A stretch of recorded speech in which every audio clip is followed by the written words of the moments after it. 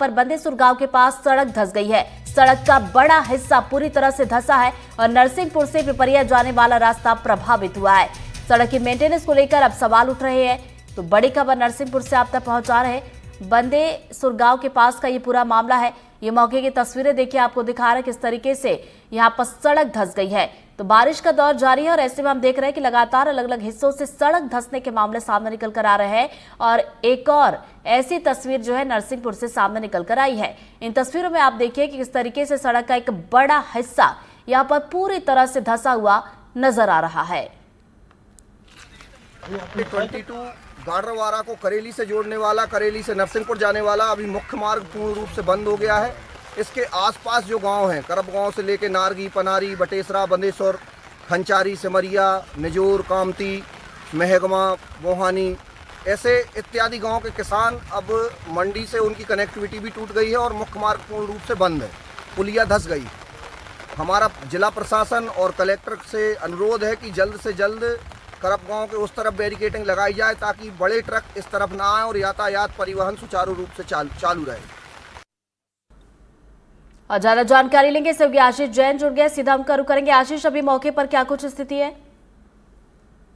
जी तो देखिए कि ये नरसिंहपुर और गाडरवारा को जोड़ने वाला स्टेट हाईवे 22 है। कहते हैं कि जब राजधानी और संस्कार धानी को जोड़ने के लिए पहले एक मुख्य मार्ग हुआ करता था। स्टेट हाईवे 22 है।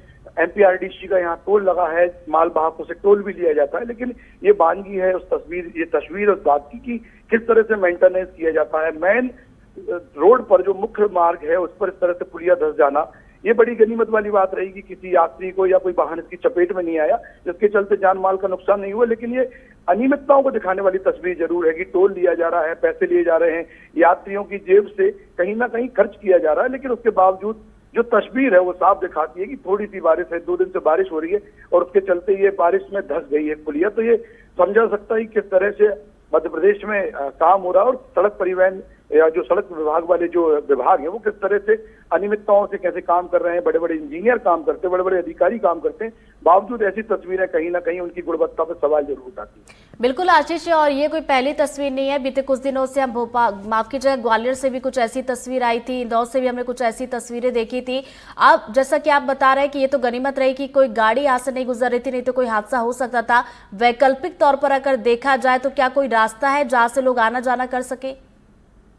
जी तो बिल्कुल वैकल्पिक तौर पर रास्ते हैं, लेकिन ये गांव के रास्ते हैं। बड़े वाहन जो आते हैं, माल वाहक वाहन आते हैं, उनको गांव से होकर गुजरना होगा, सिंगल पट्टी से होकर गुजरना होगा। जिस तरह से बारिश का पिछले 2 दिनों से कहर जारी है, समझा सकता है कि वो रिस्क नहीं ले सकते हैं, क्योंकि वहां भी पुलियां हैं, वहां भी रास्ते हैं, संकीर्ण रास्ते हैं, गांव से गुजरने वाले रास्ते। कैसे यातायात चल सकता है? मोटरसाइकिल, बाइक वाले जो वाहन है, कार है, छोटे वाहन है, वो तो जा सकते हैं, लेकिन आखिरकार जब अंदरूनी रास्ते हैं, गांव के अंदर से जो रास्ते जाते हैं, कहीं ना कहीं वो बारिश में वो भी प्रभावित हो सकते हैं। तो ऐसे में एक तरह से ये कहा जाए कि पूरा यातायात जो है नरसिंहपुर और गाडरवारा के बीच में पूरी तरीके से ठप हो गया है।